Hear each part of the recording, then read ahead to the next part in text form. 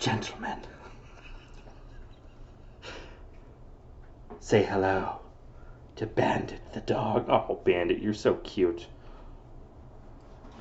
I know, I'm sorry, I'm torturing you. Video 11. I was about to hit record and then my dog came over, so I figured I may as well just, have some fun. So, my wife made a neat little tweet tonight. My wife was talking about how we didn't. So, I met my wife. Oh, shoot, man, it's going to be 3 years that we're married in 2021, which means. Wait, let me count. We got married in 2018, which means I met her in like July of 2017.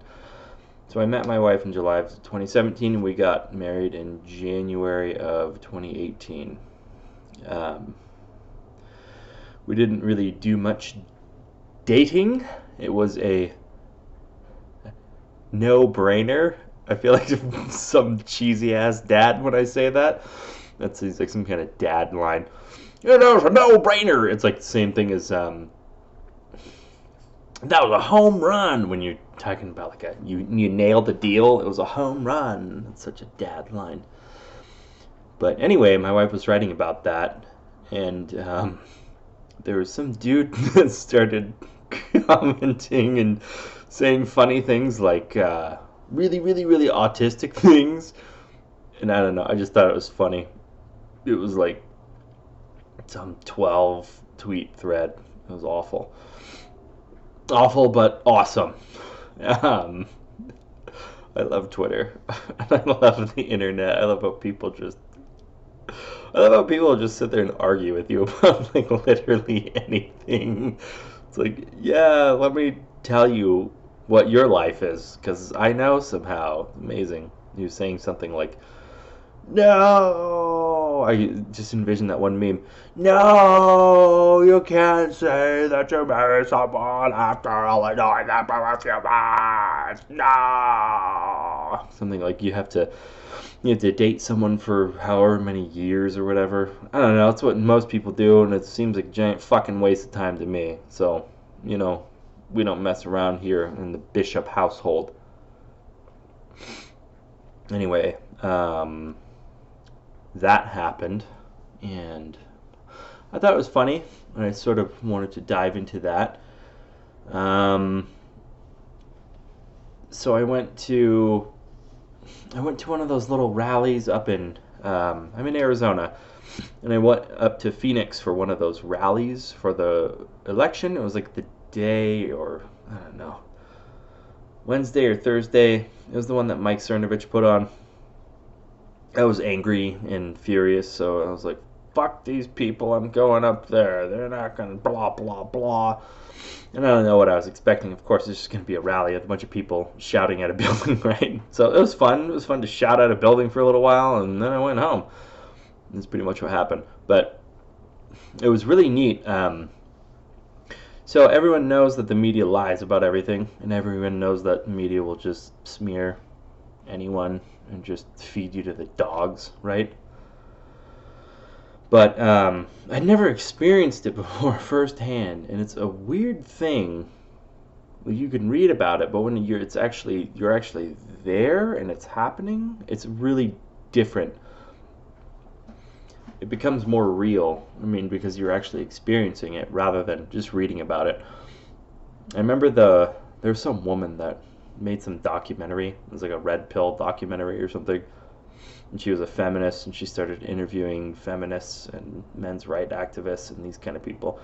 And she realized that the whole, the entire movement of feminism had just turned into this giant goddamn sham.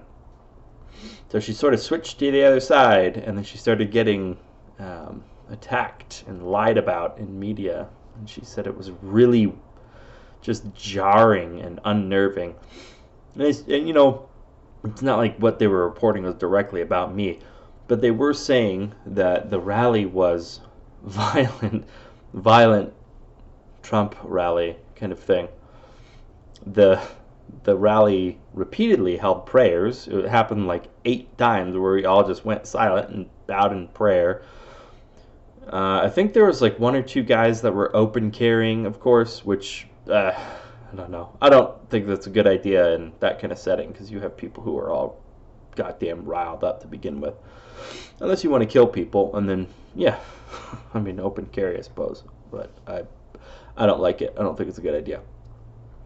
If that kind of thing's gonna go on, just freaking use your fists, man. Don't use a gun. Just punch the guy in the face and have everyone get in a big giant. It's like a big giant bar fight outside. Sounds like fun to me, man. But so they call this violent. And there's a little helicopter circling around. All the media kind of rolled up with their big fancy cameras and stuff. And I went home, and when I went home, I started reading, and I started reading people talking about how it was violent. It was a violent protest. Oh my God, they had to close it down because it was so violent. Wow. And then I started replying to these people, which I made the mistake of replying to any of these psychotic people, and what wound up happening was people started telling me that I was wrong, even though I was saying, hey, I was there and I was watching. And one person even had this sort of accusatory, like, oh, what did they say? I think it was a woman, of course, too. She said something like, blah, blah, blah. Oh, and by the way, what were you doing there? And I was just like, what the fuck? This is so weird. I'd never experienced that before. And it just tripped me out, man. There's something about that. When someone, like, I don't know how people can do that, man. It's just like, hey, you were at this place? Nope, didn't happen the way you thought it was. You're going crazy. It's all in your head, man. You need to swallow this pill. It's like, oh my God.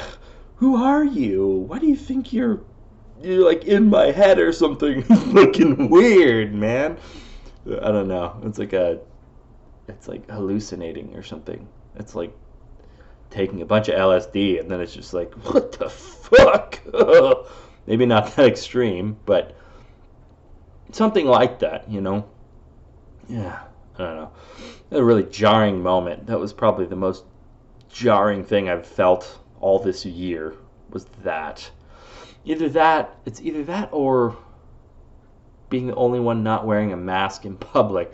That's also kind of jarring when you know people hate masks. You know people are done with the mask mandate. And it's not like it's some small number of people. It's like most people. But then you go out in public and it's like everyone's wearing a mask. And everyone's like, do you see the guy without the mask? You see the guy without the mask? Look, it's the guy without the mask. Whoa. And they just fucking sit there and stare at you like you're some alien or something. And you're just walking around and it's like, it almost feels like you like going into like the heart of some ghetto in like Chicago or something, being a white dude. There's a bunch of black dudes just like, the hell are you doing here, man? Just staring you down.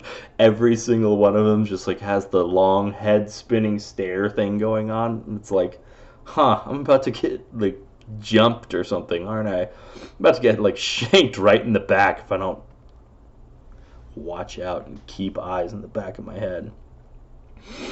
Anyway, not feeling too inspired tonight, but that's okay. I can always make a video, and this is number 11. Oh, by the way, the Instagram, Twitter shit, what is it called again? Fleets? Is like a fleet of gay. That's what it is. It's the stupidest thing I've ever seen. They're just like blatantly ripping off Instagram. I couldn't believe that when I saw that. It was like, what? Like what? And you open it up and it's like, why? Wait, this isn't Instagram. What's going on? It was very strange. Anyway, gentlemen, I hope you have a good night. I hope you have a good morning waking up. I hope that you enjoyed Bandit, the lovely dog of mine, the lovely husky. She's not neutered. She's not spayed. Who wants to breed dogs? Just kidding. I'm not doing that. I'm not putting up with that shit. Have a good night, gentlemen.